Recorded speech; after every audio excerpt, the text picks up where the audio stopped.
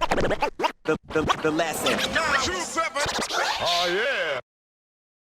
Here we go. We got the man Luxury from Trap Runners in the building. How you doing, bro? Good, my bro. How are you?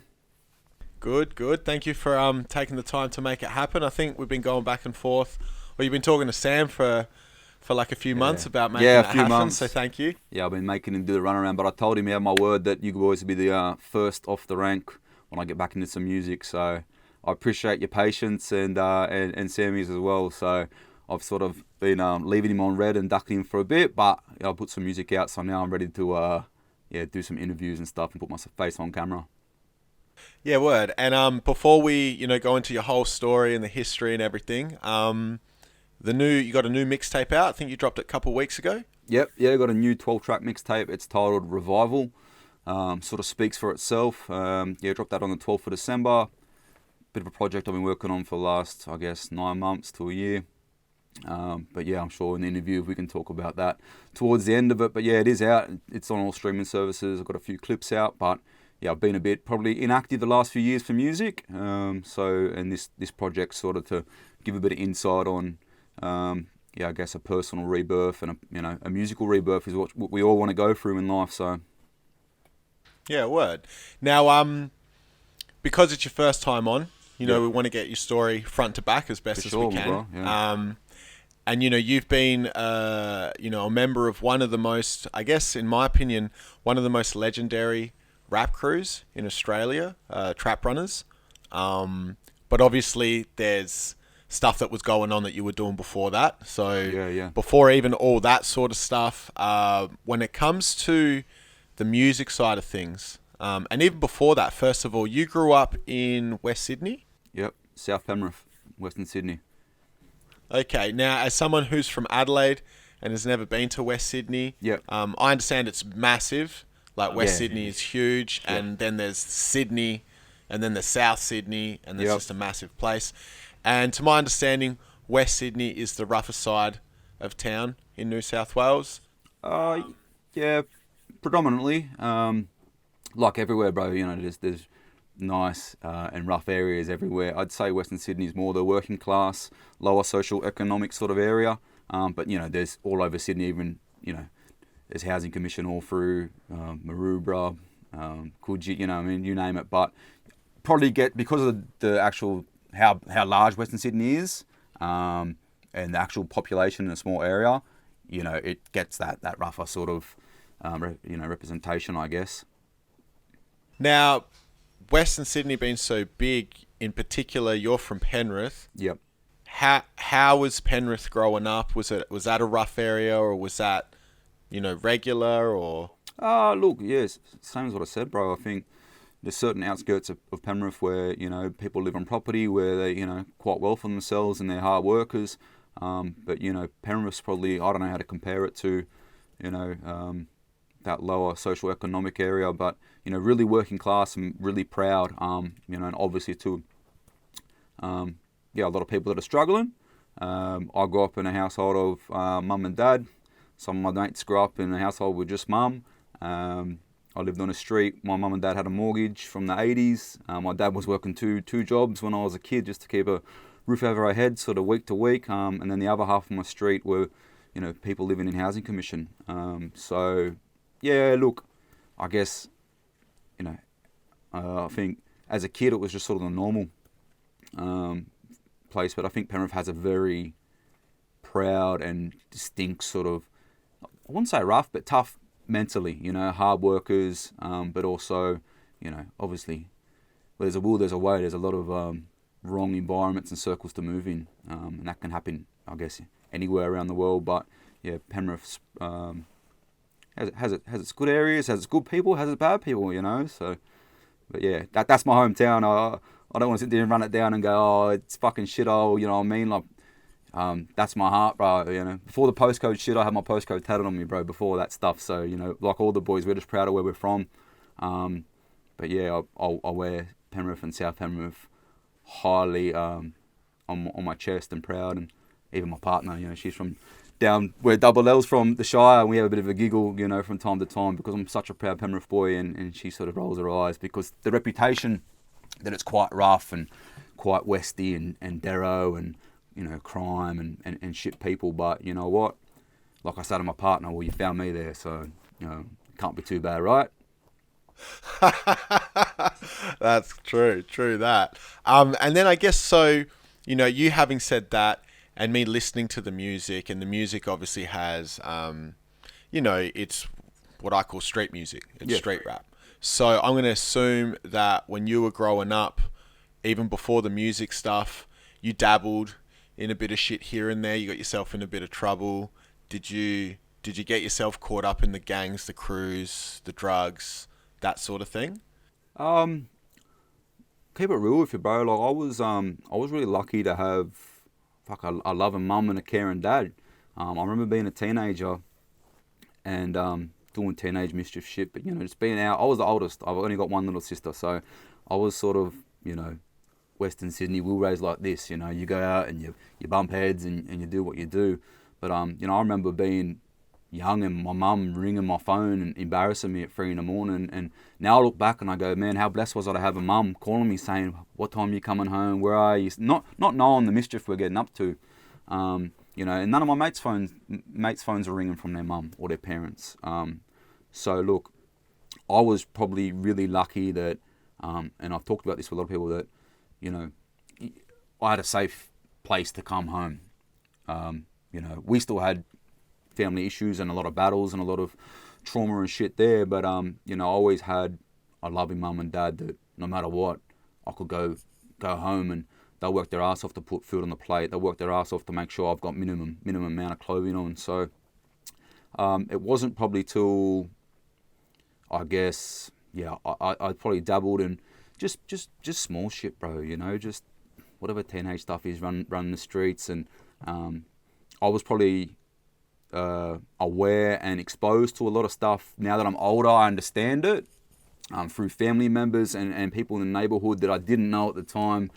You know, when you're a kid and you pull up and you see people that are a bit drowsy or whatever, it's not until you get a bit older that your dad's like, oh, those, you know, they're just zombies, they're just a bit tired, mate. And, you know, you're at a halfway house or you're at a rehab, you know what I mean? So I witnessed a few things when I was quite young that, yeah, now I look back on, I think, oh, man, that sounds wild, but it was just normal to us.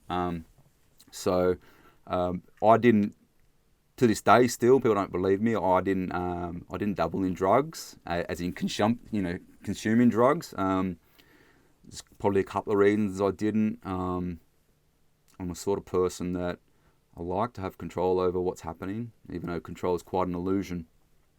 But I also had a close mate when I was quite young, be out for a couple of nights on the drugs and the pills. I think he might have been 13, 14, and actually had a bad trip and went to the psych ward and actually thought I was Jesus and a few things, bro. So there's a few stuff that really pushed me away, like, nah, I ain't gonna use the drugs, even though they were really accessible. So I was, I guess, really lucky in that point that I, to this day, still haven't had any drug use, which people find quite hard to believe because of, I guess, my lifestyle and the circles that I have been through. But yeah, and obviously too, I've just always wanted to be different, bro. I've always, whatever the crowd does, I've just wanted to be different. Like I've just, and if that difference is a bit weird to people, and it is what it is. So I didn't dabble in much drug use through my teenage years, and I still don't dabble in any drug use. A little bit of drinking, sort of same thing.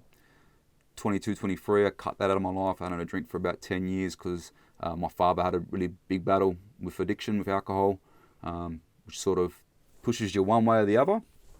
For me, it sort of said that I didn't want to become that person.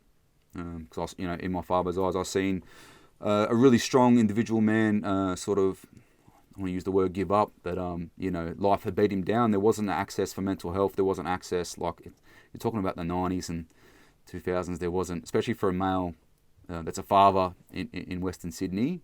You didn't talk about emotions. You just drank piss, bro. So that sort of turned me off alcohol. Got off that, and yeah, when I was 22, 23. As for the street stuff and where I'm getting to, I had like I said, I had some really loving, caring parents, but growing up in South Penrith and around the neighbourhood, it's quite easy to come out of your safe environment and being the oldest male, get out and get around. I guess people call it the wrong crowd, but these people people welcome you in and they're your family. So I think my first sort of instance into, I guess, what you would consider lifestyle was just doing small little runs and stuff like that through family, friends, and parents. It was just the norm to us, man. Ride your bike and go down the shop, and you can take this and you take that cut. So it was quite normal. It was quite harmless. It probably wasn't until about 16, 17 that my dad started to get really quite ill, and the family home started to break down a lot more. Him and my mum were separated for a lot of years, but obviously too, like I told you, we're from Penrith, we're working class, we're living week to week. No one can afford to move out. He had lost his job. We were doing it pretty tough. My mum was sort of doing it tough. My dad was sort of, I guess, my best mate growing up. I grew up working on cars with him. He'd come to my sports games. I had mates that didn't have dads at all. And my dad used to come down, we were 12, 13, playing indoor cricket or a sport. My dad would come down and he was a dad to 7 or 8 of my mates. So I had that really good relationship with him. When he got quite ill, probably around, I'd say, started to decline around 16. I was about 16, 17. And it become from me asking him, let's go work on the cars, or let's go out to the racetrack, let's go watch a footy game. And he was obviously in a bad spot. And it pushed me to go, I guess, find something else to do. And you spend more time outside of the environment that you know. And that's when I started, becoming, I was always a witness to the environment outside, but becoming more engaged in that environment. And I felt that, from that point on, left school, actually got a job, I did an apprenticeship and stuff like that till I was about 19, 20. Obviously, apprenticeship wages, we're talking 2006, we're talking a couple of $100 a week for 50 hours busting your ass off, man. So that wasn't enough to do much, and let alone help mum or me dad out. So obviously there was some engagement, I guess what you call after hours and weekend stuff, which I look back on and I think, fuck, I should have just got a second job. But we're here for a reason. This is that journey. I should have just got but I guess that's where the universe wanted me to go, in that path. And then I think, like anyone that understands, when you get involved in certain circles, you tend to, it's an addiction, right? Even for me, I was never using drugs, but my issue and my traumas come from a feeling like that maybe we didn't have enough, and being caught in, I guess, the superficial world of wanting money, and trying to provide for your family, and I thought there was a lot of times too, I thought maybe I could help fix my broken family by making enough money that my dad's mental health might get better, my mum might feel better, that the drinking, that whole situation might change. But it's just a spiral, bro, and it just got to the point where, I think from my early 20s started to get really quite serious into that sort of environment where things become real. A lot of lads I grew up with, did a lot of juvie time and were quite young in that system. When you're an adult, the consequences change quite differently. And being an 18, 19-year-old, when you come into a man's world, and that's what it is. Even now, I sit down, look at my age, and I think even for your 20s, you're in a man's world where man thing happens. Things got quite seriously, quite quickly, and the rest was sort of history and led us to that moment. But I'd say probably late teens to throughout early 20s to late 20s was a lot of, I guess, negative behaviour. But, in my journey, and I guess my own mental health, that's where it led me. But a lot of pain come with that, I was always blessed that, I obviously went through a lot of shit and a lot of drama and a lot of thing. I was always blessed that I kept my nose clean and I didn't run into trouble with any time or law. And I put that down to a lot of people who understand that I didn't use drugs and I didn't drink alcohol. I was quite very careful how I moved, who I talked to, what positions I played, who I knew, who I didn't know.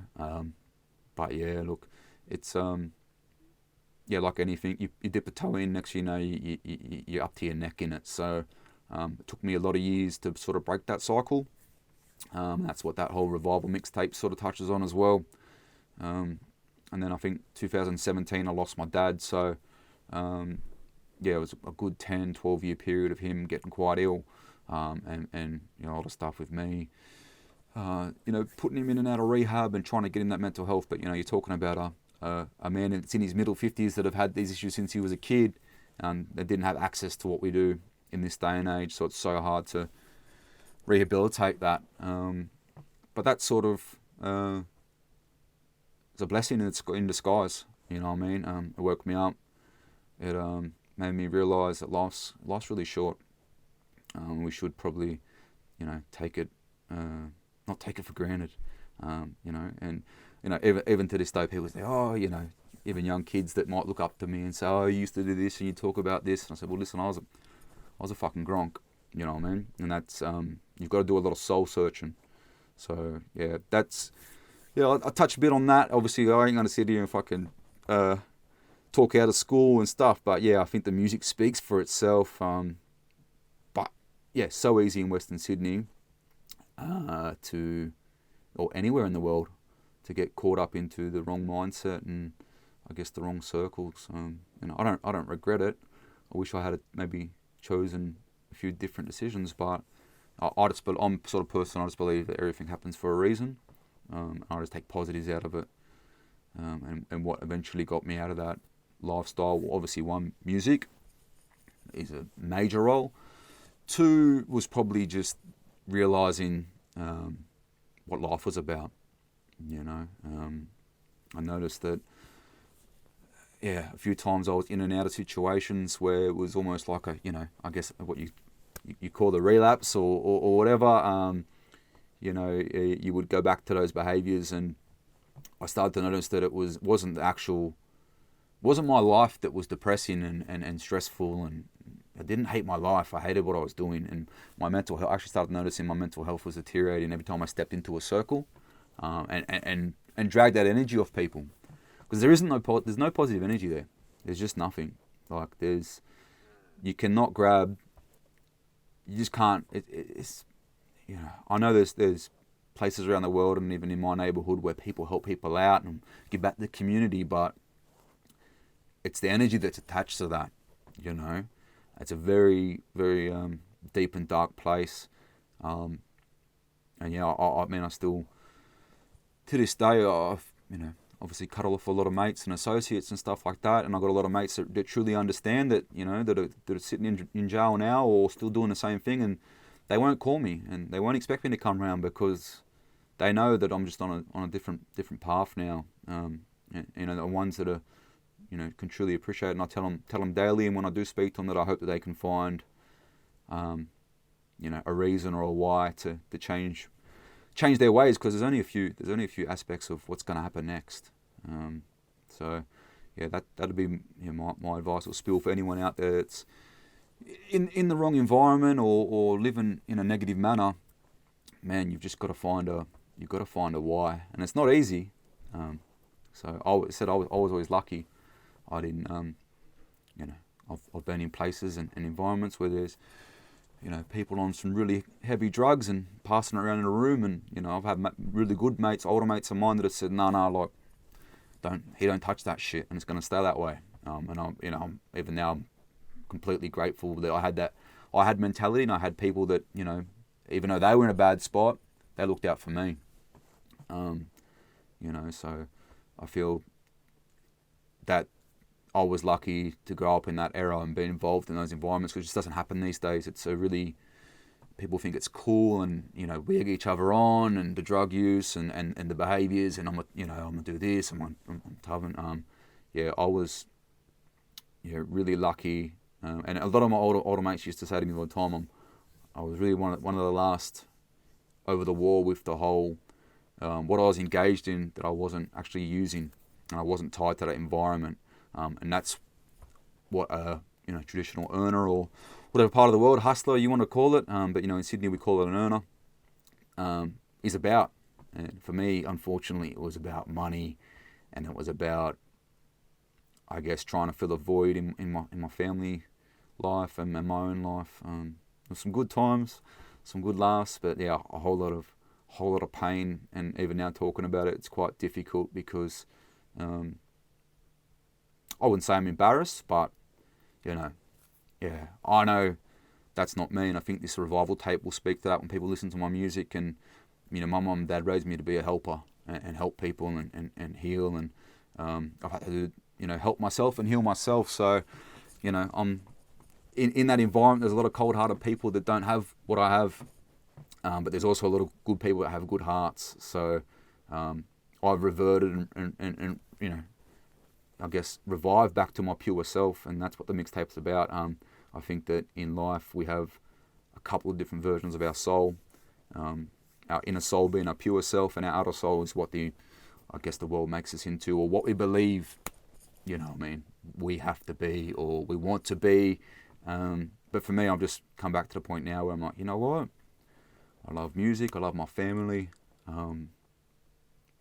This isn't what I want. I don't want to be remembered for just, that's that guy that done that in the neighbourhood, and I want to give back and show people, because there's a lot of people in that environment that don't give a fuck and don't care, and it might have been one of my weaknesses, that I was a little bit too caring and helped the too many people out, and I got burnt. But that's just me.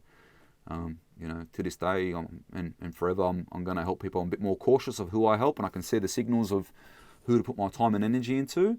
But yeah, I think in life, you got to, come back to what your pure, true nature is. And my nature is to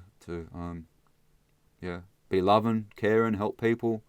And obviously there's a side of that comes to protection as well. I'm still quite a defensive person, as Sam probably told you. So there's still, and revival is the tape's all based around about, going through hell and fighting some demons and coming out of it, and they say when you go through hell that if you manage to come out of it, you don't come out of it 100% yourself. There's something in you. And I believe, there's love and care in me, but there's just that little thing in there that's like, listen, like I said to everyone, if you see me on the news one day, it wasn't me. That was Lux. That wasn't Matt. You know what I mean? The good thing about being an MC is that we can, my missus and my mates will tell you I've got multiple personalities, and I like to blame them all. Not that I'm mentally unstable, but But my pure self is to be here doing interviews with you and spreading love and positivity through passion and telling my story, and hopefully, just like the artists that I grew up listening to, they saved my life, I can save a couple of lives, or give that opportunity for people. To me, that's what music's about. So. The lesson. 927. Oh yeah.